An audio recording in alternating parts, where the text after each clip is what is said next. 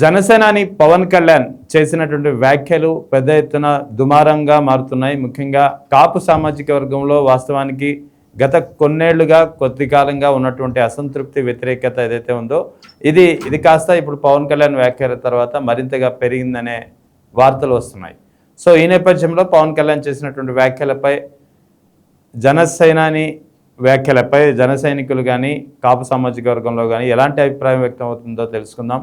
మనతో జాయిన్ అవుతున్నారు పోలవరం నుంచి జనసేన నాయకులు మురళి గారు. నమస్తే మురళి గారు. నమస్తే అండి. మురళి గారు, ఎలా చూడాలి పవన్ కళ్యాణ్ చేసినటువంటి వ్యాఖ్యలు? ముఖ్యంగా తాను పార్టీ పెట్టింది అధికారంలోకి రావడానికి కాదు, పవర్ అనేది నాకు అవసరం లేదు అని చెప్పి చేసినటువంటి వ్యాఖ్యలు. అదే సమయంలో కాపు సామాజిక వర్గం నమ్మి వస్తే మీరేం చేశారు, మీరు నన్ను 2 చోట్ల పోటీ చేస్తే 2 చోట్ల ఓడించారు, నా పెద్దలు చాలామంది వదిలి పారిపోయారని చెప్పి చాలా తీవ్రమైనటువంటి వ్యాఖ్యలు చేశారు. ఎలా చూడాలి ఈ వ్యాఖ్యల్ని? పవన్ కళ్యాణ్ గారు సీఎం అవడానికి రాలేదు నేను అని ఇప్పుడు కాదండి చెప్పేది, ఎలక్షన్ లో చెప్పాలి. 2024 ఎలక్షన్ లో ఆయన చెప్పాలి, నేను సీఎం అవను, చంద్రబాబు నాయుడు గారిని సీఎం చేస్తాను అప్పుడు చెప్పాలి. మీ కోరిక సీఎం, నేను సీఎం అవుతాను, ఓట్లేయండి, సీఎం చూపిస్తాను అన్నాడు. నేను ఎవరి పల్లకీలు నేను మొయ్యను అన్నాడు. నేను ఎవరి కంట్రోల్ ఉండను అన్నాడు. పల్లకీలు మోసి బుధాలు అరిగిపోయి అన్నాడు కాపులి. ఈ రోజు ఏం చేస్తున్నాడు, నాకు కాపులు అక్కర్లేదు, నాకు నేను అందరి వాడిని కొందరు వాడిని కాదు అంటున్నాడు. ఎందుకు తీసుకున్నాడు యూటర్న్ తెలుసా మీకు? చెప్పండి. ఈ పవన్ కళ్యాణ్ గారు కాపులకు ఏమీ చేయలేడు, ఈడబ్ల్యూఎస్ ఇప్పించలేడు, కాపు 5% రిజర్వేషన్ ఇప్పించలేడు.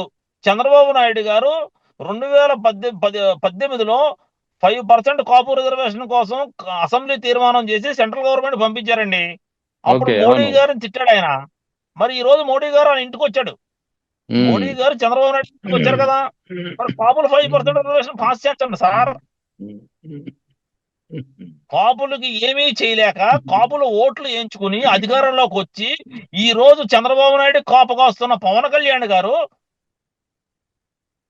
కాపుల ఆత్మగౌరవం గురించి మాట్లాడుతున్నాడు. ఈయన ఆత్మగౌరవం గురించి మాట్లాడేది, కాపుల ఆత్మగౌరవం అని చంద్రబాబు నాయుడుకి ఎప్పుడో తాకటెట్టేశాడు ఈయన.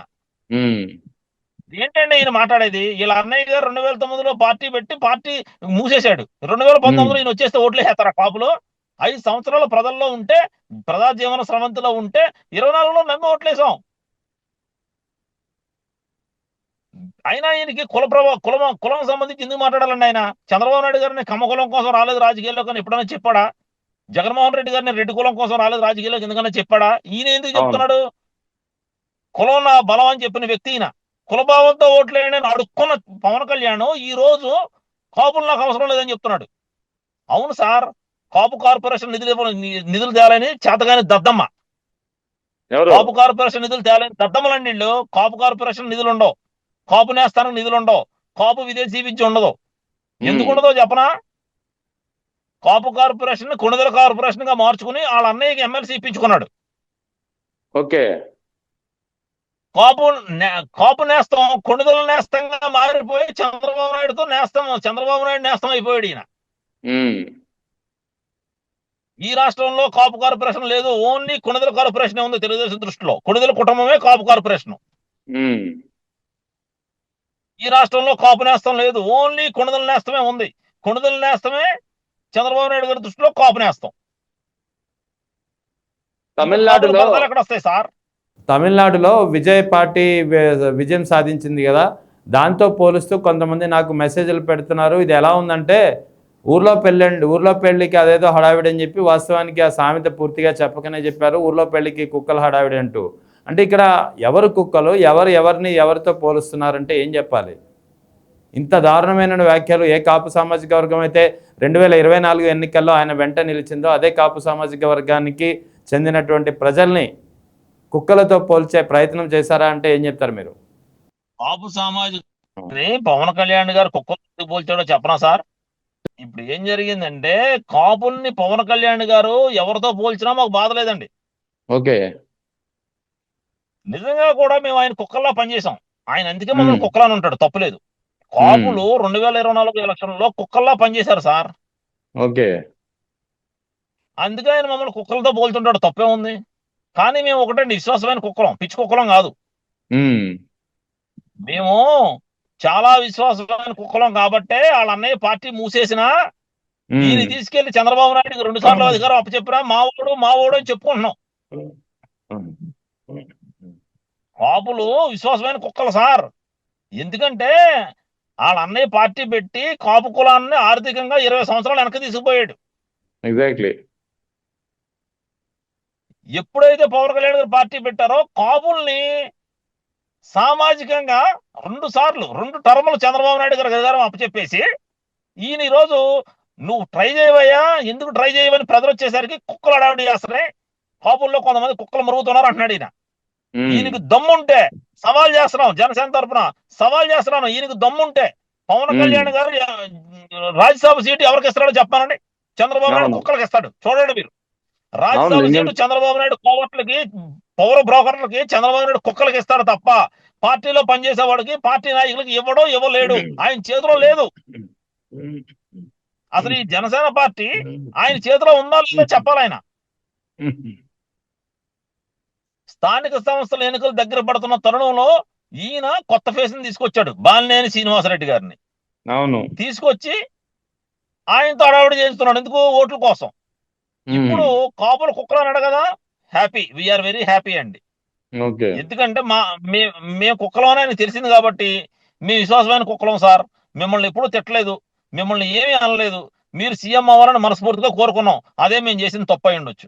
కాబట్టి మా కులాన్ని తిట్టకుండా పవన్ కళ్యాణ్ గారు చంద్రబాబు నాయుడుతో కలిసి కొణిదల నేస్తాన్ని కంటిన్యూ చేస్తూ, కొణిదల కార్పొరేషన్ కంటిన్యూ చేస్తూ, కాపు కార్పొరేషన్ ని, కాపు నేస్తాన్ని పక్కనెట్టేసి కొణిదల నేస్తంగా కాపు నేస్తాన్ని మార్చుకుని, కొణిదల కార్పొరేషన్ గా కాపు కార్పొరేషన్ మార్చుకుని ఆయన రాజకీయం చేయమనండి సార్. All the best. మేమేం అంటలేదు కదా.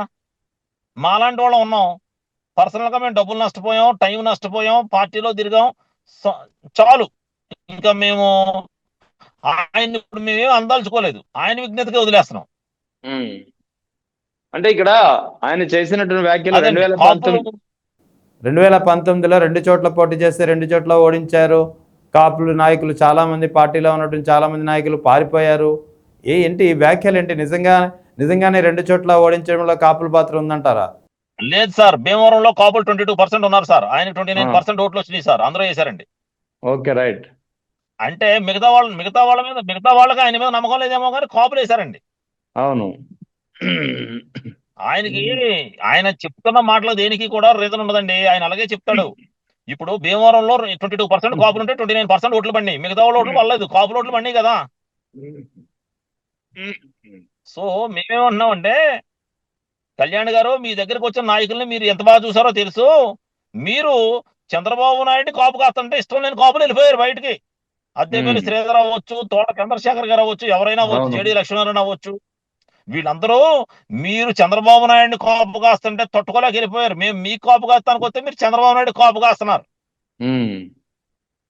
మీ ఎయిమ్ ఏంటంటే చంద్రబాబు నాయుడు గారి ఫ్యామిలీ ఆ సీట్ లో ఉండాలి, మీరు ఎక్కక్కర్లేదు, పోవాలి.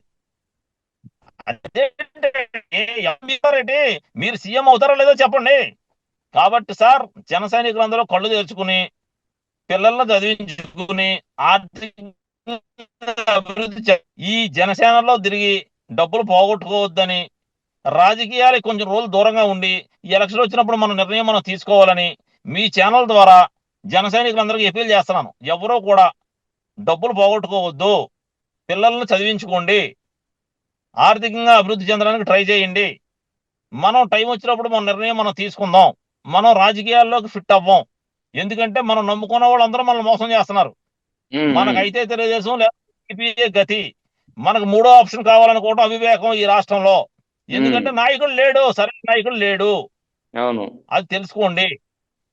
జనసేన పార్టీ ద్వారా 3వ ప్రత్యామ్నాయం వచ్చిందని మనం పోరాడాము. కానీ ఇప్పుడు ఆయనకి సీఎం అయ్యే అవసరం లేదంటున్నాడు ఆయన.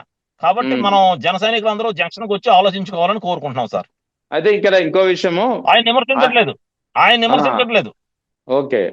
అయితే ఇంకో విషయం, ఇక్కడ ఆయన ఏం చెప్తున్నారంటే, నేను పవర్ కోసం ఇందులోకి రాలేదు, అధికారం కోసం రాలేదు అంటున్నారు, పదవుల కోసం రాలేదు అంటున్నారు, పదవుల కోసం పార్టీ పెట్టలేదు అంటున్నారు. మరి అదే నిజమైతే 2009లో ప్రజారాజ్యం పార్టీ స్థాపించి తర్వాత కొద్ది కాలానికి ఇప్పుడు కాంగ్రెస్ పార్టీలో విలీనం చేసినటువంటి పవన్ కళ్యాణ్ అన్నయ్య చిరంజీవి కేంద్ర మంత్రి పదవి తీసుకున్నారు.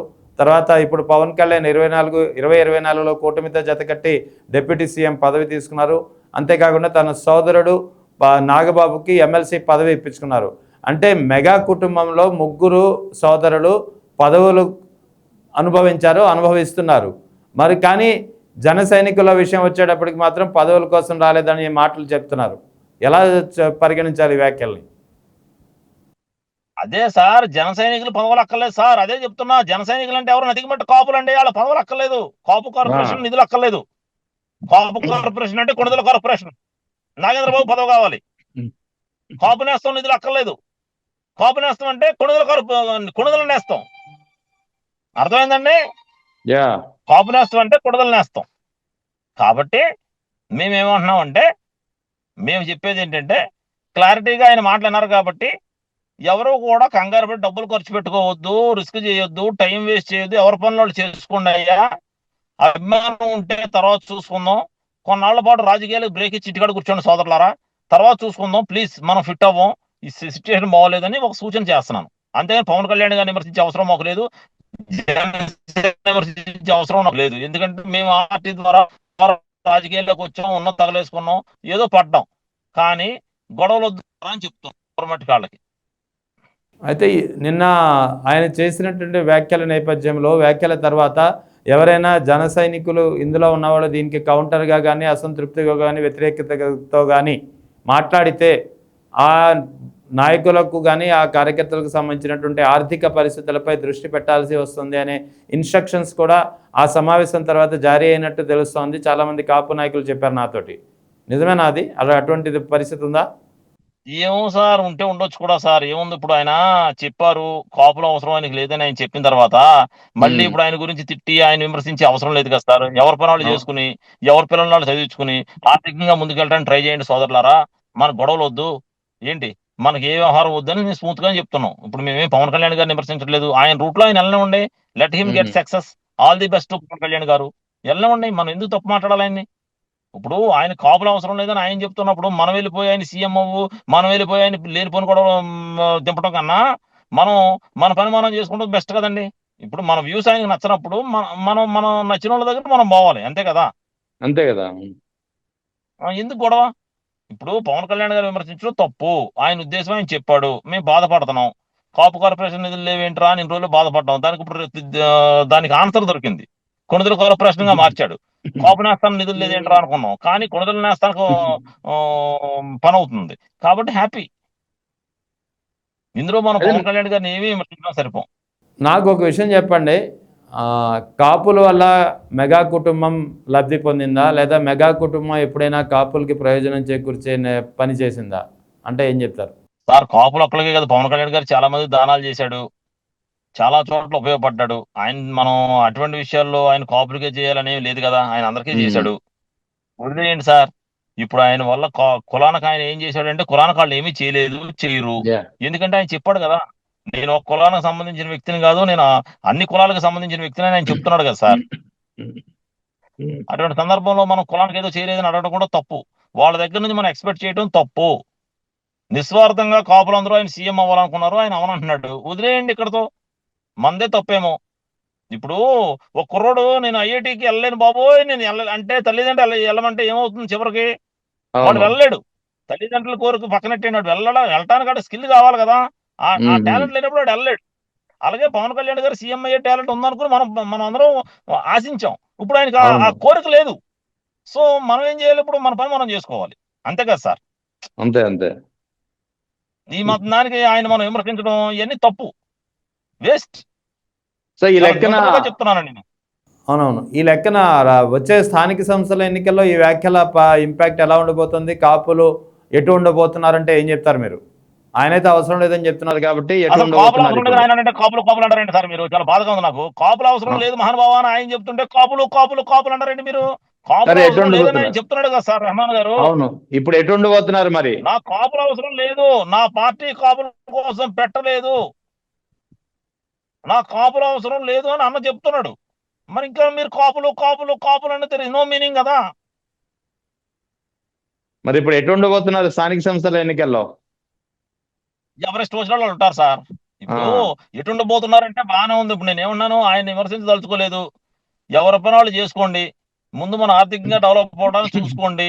మన పిల్లల చదువులు ముందుకెళ్లేలా చూసుకోండి. అర్థమైందా?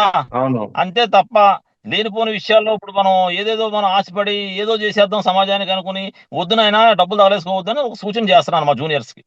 ఉమ్. నా ముందు తరం ప్రజారాజ్యంలో దిగి 20 సంవత్సరాలు వెనక్కి వెళ్ళిపోయింది ఆర్థికంగా.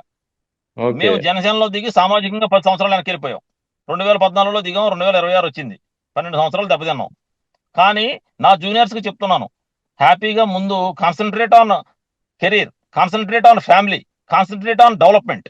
దయచేసి మన క్యాస్ట్ ఏదో అయిపోద్ది, మన క్యాస్ట్ లో ఇంకొకళ్ళు ఎవడో సీఎం అయిపోతారని ఆశించవద్దు. మన క్యాస్ట్ లో సీఎం అవ్వాలంటే ఇంకో 15 ఏళ్ళ తర్వాత ఎవడో నాయకుడు వస్తే అవుతారు, లేకపోతే అవరు. ఇది ఫిక్స్. ఉమ్. పవన్ కళ్యాణ్ గారే చెప్పేశారు నాకు సీఎం అవ్వాలని లేదని. కాబట్టి కాపు యువత పక్కదారి పట్టొద్దు. ఎవరి నిర్ణయాలు తీసుకుని ఎవరికి లాభాలు వాళ్ళు చూసుకుని ముందుకెళ్ళండి. అనవసరంగా ఇబ్బంది పడొద్దు, డబ్బులు ఖర్చు పెట్టుకోవద్దు. ఇది నా సూచన. చాలా బాధతో చెప్తున్నాను సార్. జనసేన కోసం పనిచేసి సోషల్ మీడియాలో పోరాడి కేసులు పెట్టించుకున్నాం మేము. చాలా అవును. బాధతో శ్లోకతప్త హృదయంతో చెప్తున్నాం సార్. ఆయన మాత్రం విమర్శించొద్దు. పవన్ కళ్యాణ్ గారిని విమర్శించే హక్కు మనకు లేదు. ఆయన ఫీలింగ్ ఆయన చెప్పాడు, తప్పులేదు అందులో. మనం నచ్చకపోతే మనం దూరంగా వెళ్ళిపోవాలి, నచ్చితే ఆయనతో పనిచేయాలి. That's all. ఎందుకంటే గొడవ ఆయనతో మనకి. అయితే అయితే మీరు ఇన్ని చెప్పిన రోజులు దాన్ని మనం బట్టి పూజించి ఈ రోజు ఆయన తిట్టకూడదు కదా. అవును, ఓకే. అయితే ఇప్పుడు మీరు చెప్పిన దాన్ని బట్టి, పవన్ కళ్యాణ్ చెప్పిన దాన్ని బట్టి కనుక విశ్లేషిస్తే ఇక జనసేన వేరు, కాపులు వేరు అని చెప్పాల్సి వస్తుందా ఇక నుంచి? నేను చెప్పలేదు సార్, పవన్ కళ్యాణ్ గారు చెప్పారు. కాపులు అదే ఆయన ఒక్కరి చెప్పిన కోసమే దాన్ని బట్టి, జనసేన లేదు ఈ అని. విశ్లేషణ బట్టి అదే నేను కూడా అదే అడుగుతున్నా. విశ్లేషణ బట్టి కాపులు అంటే జనసేన, జనసేన అంటే కాపులు కాదు, ఇంకా చాలా మంది ఉన్నారండి. Okay, right. సో కాపు కులం కంగారు పడిపోయి నోటుకు వచ్చినట్టు మాట్లాడటం తప్పు సార్. సీఎం అవ్వాలనుకోవడం తప్పు సార్. ఆయన ఇష్టం వచ్చినప్పుడు ఆయన చెప్పినట్టు ఆయన ఆయన రూట్ లో ఉండేవాళ్లే పార్టీలో పనిచేయాలి సార్. పార్టీలో వేరే ఆస్తులతో ఉన్నవాళ్ళు ఎవరైనా సరే వాళ్ళ దారి వాళ్ళు చూసుకుంటే మంచిదని ఆయన చెప్పాడు సార్. అది కూడా కరెక్టే కదా, అందులో తప్పే ఉంది సార్. మరి ఇప్పుడు మీలాంటి వాళ్ళంతా ఇప్పుడు మీ దారి మీరు చూసుకుంటారా, ఏం చేయబోతున్నారు? మేము వై జంక్షన్ లో ఉన్నాం సార్, ఏం చేయమంటారు? మేము అదే వై దారి జంక్షన్ నుంచి చూసుకునే రూట్, పరిస్థితిలో కూడా లేము అదే వై జంక్షన్ లో సార్. ఆగారు, వై జంక్షన్ నుంచి టువర్డ్స్ రైట్ తీసుకుంటారా, లెఫ్ట్ తీసుకుంటారా అని అడుగుతున్నా. అయితే మేము వెళ్తే వైసీపీ వాళ్ళు రానివ్వాలి కదా. ఇప్పుడు మొన్నటిదాకా వైసీపీని తిట్టాం, ఇప్పుడు వాళ్ళు రానివ్వాలి కదా మమ్మల్ని. అంతకుముందు టీడీపీని తిట్టాం, వాళ్ళు రానివ్వాలి కదా. ఇప్పుడు మీరు కూడా అవును. ఆలోచించండి సార్. సో ఎటు వెళ్ళాలో తెలియడం లేదు ఇప్పుడు. రెహమాన్ గారు మీరు మాట్లాడేది ఎలా ఉందంటే, వై జంక్షన్ లో ఉన్నారు కదా, లెఫ్ట్ రైట్ అంటే రైట్ లో వైసీపీ వాళ్ళు ఉన్నారు, లెఫ్ట్ లో టీడీపీ వాళ్ళు ఉన్నారు, రానివ్వాలి కదా. అవును, నేను అదే అంటున్నా. ఇప్పుడు వై జంక్షన్లో ఉన్నారు, వెనక్కి అయితే వెళ్ళలేరు. So either right or left you have to take. So which direction you are preferring అని అడుగుతున్నా. అదే రైట్ లో వైసీపీ రానివ్వదు, లెఫ్ట్ లో టీడీపీ రానివ్వదు. మా పరిస్థితి ఏంటో చెప్పండి. మా పరిస్థితి ఏంటంటే, మా పరిస్థితి దేవుడికే తెలియాలి. మేము అగమ్య గోచరం.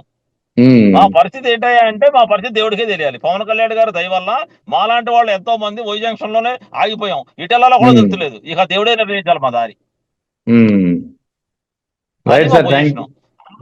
నమ్ముకుని 12 ఏళ్ళు పోరాడం. ఏం చేయమంటారు సార్? మాకు ఈ పరిస్థితి వచ్చింది. బాధపడుతున్నాం తప్ప ఆయన ఏమంటలేదు సార్. మేము బాధపడుతున్నాం. ఏంటి మా నాయకుడు ఏంటి, అసలు ఆయన మొన్న చెప్పిన మాటలేంటి, ఇప్పుడు మాట్లాడుతున్న మాటలేంటి, జరుగుతున్నది ఏంటి, ఈ గొడవ ఏంట్రా బాబు? అనవసరంగా దిగి ఇప్పుడు టైం వేస్ట్ చేసుకున్నాం, ఆర్థికంగా దెబ్బతిన్నాం, ఏంట్రా బాబు అని బాధపడుతున్నాం sir. Right sir, thank you very much. Thank you sir, thank you. మా బాధను మీ ద్వారా వెలిబుచ్చుకునే అవకాశం ఇచ్చినందుకు thank you sir. Right sir, thank you.